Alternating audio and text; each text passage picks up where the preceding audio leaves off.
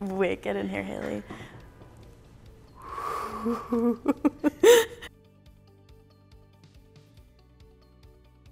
Hey guys, this is Sarah and I am a food editor here at the Feedfeed, and today I'm going to show you how to make strawberry-sumac scones. The triple S and the fourth S is me, Sarah. Do I have to do that again? We're gonna start by whisking our dry ingredients together. We've got flour, salt, baking powder, some sugar, and sumac. If you're not familiar with sumac, it's a very tart, tangy spice. It's really great with fish and chicken. It's very bright and acidic, so it's gonna be beautiful in these scones because strawberries are nice and sweet, so they kind of cut that fruitiness of the strawberries. Remember, Haley, don't be afraid to take whisks. A joke that truly never ages. Whiskey business. Whew, where do I get this? Now we're gonna add some chilled cubed butter, and I'm just gonna massage it into the flour, and we're gonna go until it resembles pea-sized crumbles. What do we have? We've got Game of Scones, which I can really relate to because I just started watching Game of Thrones, so the scone was born. Scones, scone, scone, scone. Testing, testing, 1, 2, 3, scones, scones, all kinds of scones. So here I've got some macerated strawberries. They've just been sitting in a little bit of sugar and some lemon juice and lemon zest. And I'm gonna strain this because we're gonna use those juices towards the end to make a nice little glaze. Now I'm going to add a cup of these strawberries. And so you're gonna have some leftover macerated strawberries, and what I would recommend you do with them is eat them. You could put them on the scones once they're finished. You could put them in yogurt. They're great in oatmeal. Mix the strawberries in with the flour. And the reason that I'm adding them now is so that they get nice and coated in the flour. So I'm just gonna make a little bit of a well in the center here. Okay, and I've got my little well here, and I'm gonna add some cream and a whisked egg. And we're just gonna mix this with a fork, and we're just gonna get until it all sort of forms into one shaggy looking dough. I love scones, and I love strawberries, I just love springtime. I just love everything. I'm just full of love. Okay, so I'm gonna bring this onto a lightly floured surface, and what I've done here is I'm shaping it into an 8-inch disc right now. If you wanna cut these into circular scones, you totally could do that with a biscuit cutter and just sort of go in, and then you'll have scraps. So you could re-roll those scraps, but also Jake Cohen, I have a shrine of Jake at home, so I just want to keep mentioning him, has recommended that you could use those scraps and just leave them as they are and then fill it with jam or custard. And if I'm not mentioning anything, he's right here, so he could also tell you. No, that was good.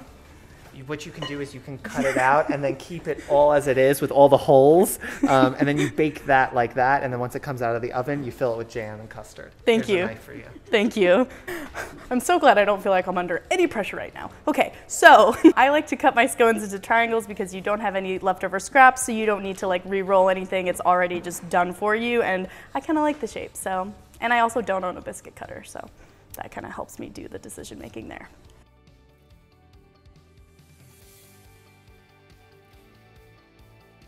Okay, so while the scones are in the freezer, I'm going to go ahead and make this strawberry glaze. All it is the juices that I've reserved from the macerated strawberries and powdered sugar.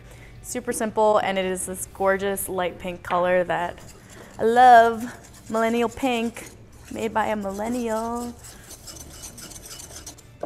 Cool, cool, cool.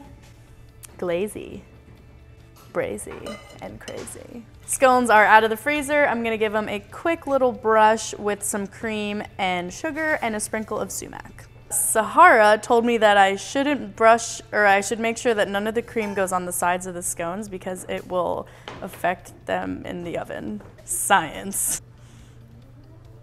Brush, brush, brush, brush, brush. I just love warm fruit desserts, like a warm berry pie, peach pie, scones, all that. I am in there like swimwear. That is my thing. All right, so now we're gonna sprinkle it with some coarse sugar.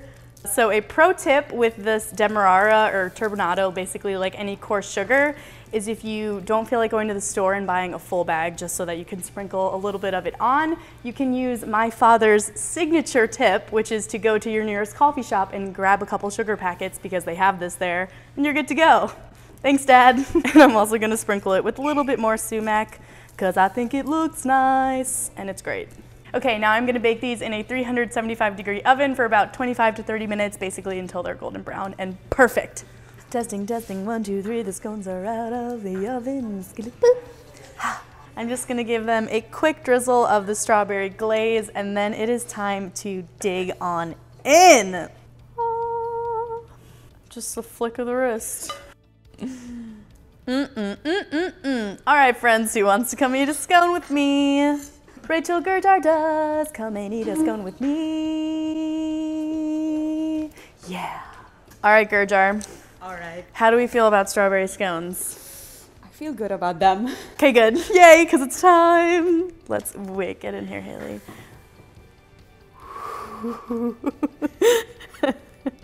All right, cheers to scone time. All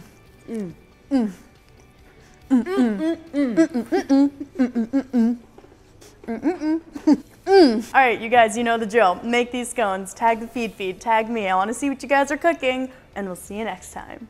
No, Can I have some? confirmed. Yes. Oh, these are I mean, I'm British. Yeah. Would you dunk this in tea? No.